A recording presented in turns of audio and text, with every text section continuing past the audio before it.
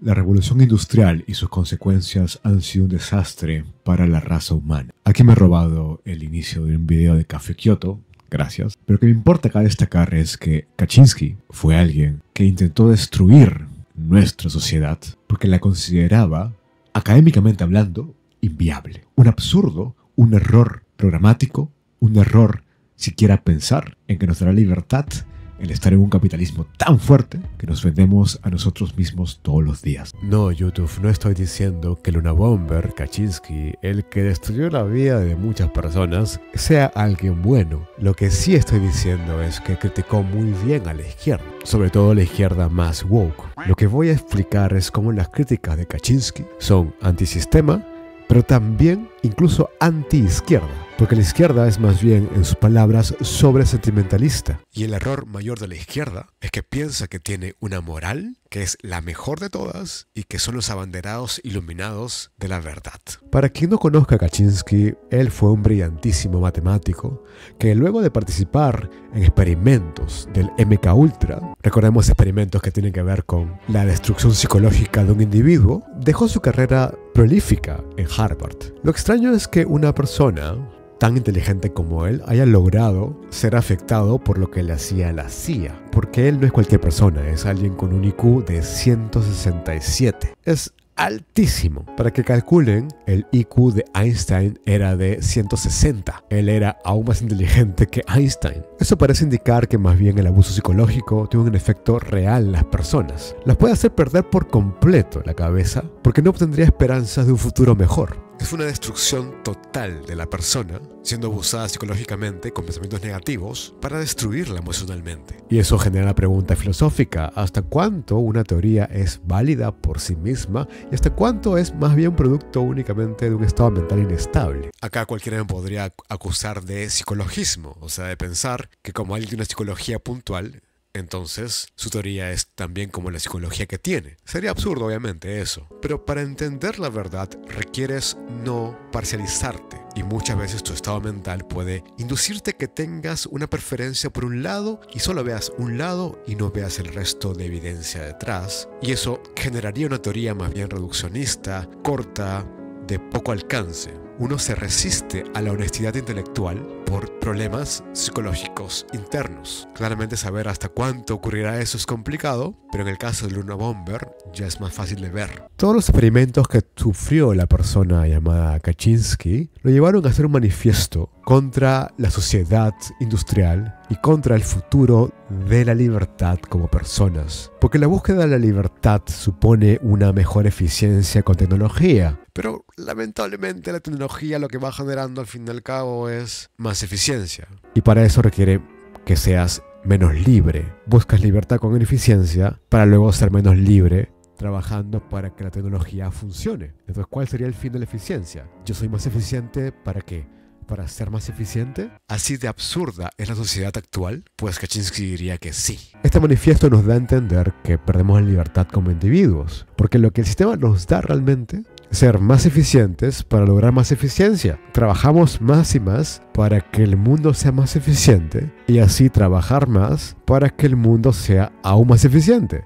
Es algo de locos. Al fin y al cabo, todo el dinero que tú ganas es para comprar muchas cosas que harán tu vida mucho más fácil. Pero para mantener ese estilo de vida te van a exigir más en el trabajo. Entonces, ¿cuál es el fin de todo esto? ¿Hacia dónde realmente estamos creando una sociedad que sea buena? O con un estilo de vida que tenga siquiera sentido. Y creo que la academia nos da un ejemplo muy claro sobre cómo funciona todo esto. Vemos acá a la persona que está haciendo su paper estresado por llegar al deadline. Y eso es lo que un profesor hace. Crea clases, hace papers, produce todo el tiempo. Y eso, en teoría, mejora a la sociedad porque nos da conocimiento. Y el conocimiento es bueno en sí mismo. Y eso es el sentido de vida de los investigadores. Pero viven todo el tiempo estresados por eso. Porque la universidad nos paga por cada paper que publiquemos. Si la revista es de prestigio, una revista que tiene que ser del top de la información de calidad, entonces nos van a pagar más, pero solamente a costa de nuestra sanidad mental. Entonces la pregunta cabe acá, ¿no? ¿por qué somos académicos que en teoría buscamos calidad si es que lo vamos a hacer rápido, ¿no? ¿Se puede realmente asegurar la calidad a una velocidad tan rápida? Porque ¿qué tan geniales podemos ser si es que el conocimiento que requerimos es producido con el estrés de hacer algo rápido y de producir demasiado? Es básicamente como estar en una economía de producción masiva.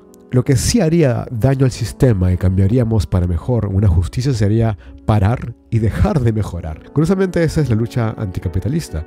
Nuestro sueño de ser académicos más brillantes es una ideología procapitalista, porque el ser brillante implica más plata que nos den por ser más eficientes para generar que el sistema sea más eficiente y así nos dé más plata para ser eficientes.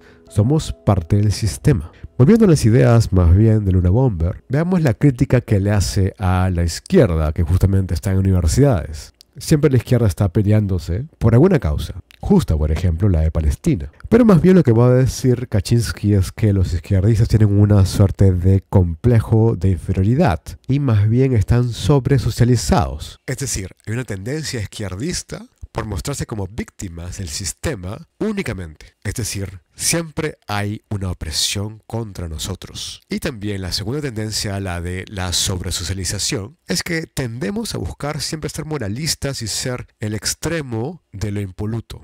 Somos los más limpios en cuanto a la mejora moral. Y ese es el error de la izquierda. Tanto ver únicamente el lado negativo de todo, como también intentar que los demás se sientan mal por no ser tan morales como nosotros. Yo creo que acá Kaczynski da en el clavo. Pongo el ejemplo de la chica que está tilteada por algún comentario. Porque detrás del ropaje moralista se oculta una pelea por estatus, que es yo soy el más justo. Muchos protestan, pero no proponen ni emprenden un cambio comunitario o nacional.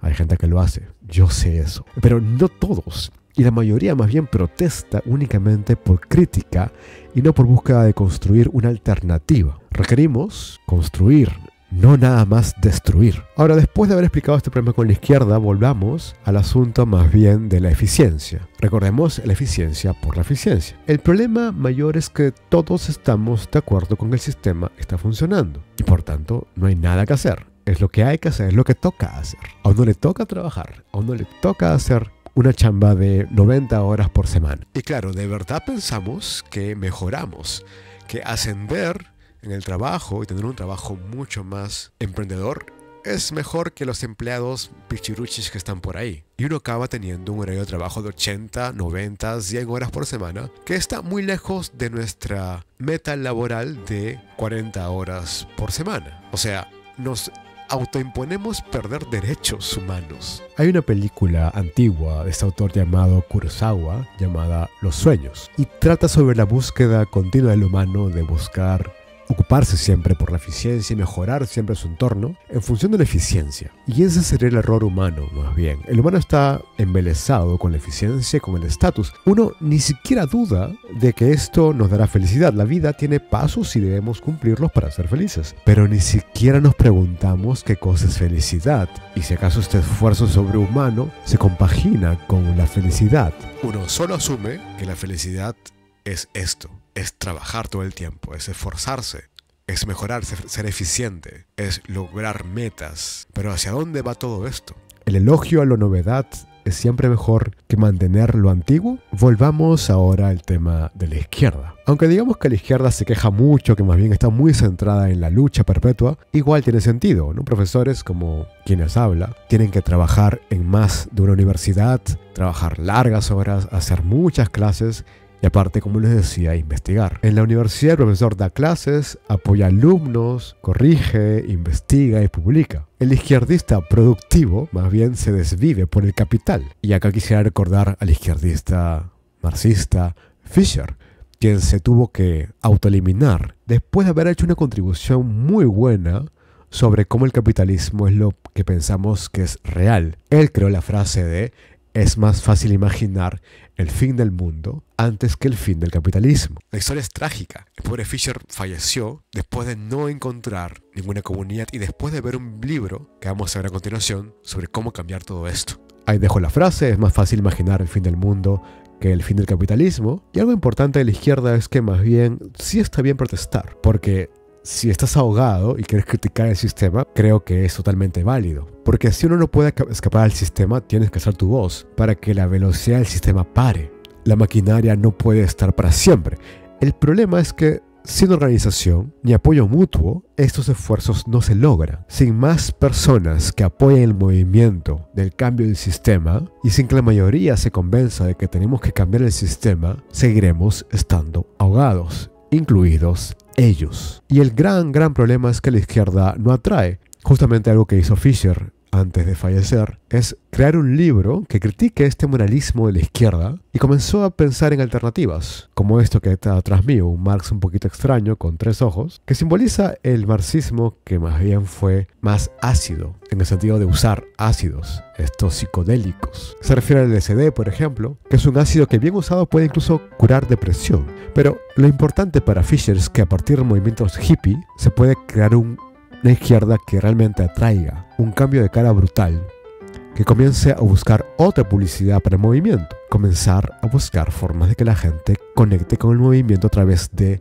la unión de personas y no de el escrutinio público constante. En este libro hay una parte donde se pone un manuscrito pequeñito llamado Comunismo Ácido, por acá está Comunismo Ácido, en el cual tanto se usa psicodélicos para poder unirse como también la música, para que un movimiento más bien hippie sea catalizador de una cultura más comunitaria. En lugar de pensar en malditos fascistas, los odiamos, buscamos sentir emociones con la música, los psicodélicos, para romper la lógica del capital y así atraer a más personas a una causa que sea cooperativa, comunitario, antes que disruptor. Pese que la disrupción igual cuenta para poder debatir sobre el problema del capital. Les recomiendo, antes de seguir, un video que hice sobre el tema llamado El secreto del nuevo marxismo, y ahí hablamos sobre el tema de estos psicodélicos y cómo el marxismo nuevo podría funcionar así. Ahí explico mucho más en detalle esto de acá. Hay una canción de los Beatles llamada Tomorrow Never Knows, que la pondría pero me bajaría en el canal, que trata sobre un viaje astral, un viaje al ego, un viaje a dejar de estar preocupado por el futuro, por el pasado y comenzar a disfrutar el presente a partir de la ruptura del ego. Es una canción sobre cómo puedes ser feliz dejando de lado el ego que busca el futuro o se arrepiente del pasado. Entonces la izquierda suele enfatizar mucho el tema de tienes que ser sociable, tienes que ser alguien que cumpla reglas, pero esta dicotomía entre ser egoísta o social, yo creo que es una falsa dicotomía. Uno debe comprenderse en cuanto a su ego, cuanto a qué es lo que le molesta, cuál es su mundo interior emocional, que es únicamente una defensa contra el mundo, porque eso justamente impide la unión con otros. Si es que uno no se examina, no puede ser mejor. No hay dicotomía entre ser egoísta o social. Uno requiere tanto buscarse a uno mismo, entenderse a uno mismo para poder ser luego más social. Esa debe ser la nueva opción de la izquierda. Una izquierda que intenta conectarnos a nosotros mismos y también conectar a cada uno con los demás, pero solamente si rompemos las barreras del ego. Pero quisiera reiterar acá que las acciones de Kaczynski fueron malas y pensar que el problema es uno de agencia individual es más bien errado, porque destruir el sistema así es más bien una locura. La unión importa y también la queja, y la crítica a la queja es buena porque estamos centrados en obligar a los demás a que cambien en lugar de pensar cómo yo puedo hacer para unirme con los demás. El estar enfocado en decirle al otro qué hacer ahuyenta a las personas, no las transforma, más bien hace que intenten ser aún más pro sistema. Al menos me doy el placer de tener dinero y tener poder. Ese placer pequeño va a ser mejor que el placer, entre comillas, de ser moralista. Por eso el movimiento hippie me parece una opción tremenda. Está bien hacer una crítica a la opresión, pero también tenemos que promover la cooperación. La lucha es necesaria, la violencia que la gente sufre es real, pero cambiarlo implica también cambiarse a uno mismo para ofrecer no únicamente críticas, sino también gentileza, amabilidad y sobre todo cooperación. Buenas tardes, noches o días.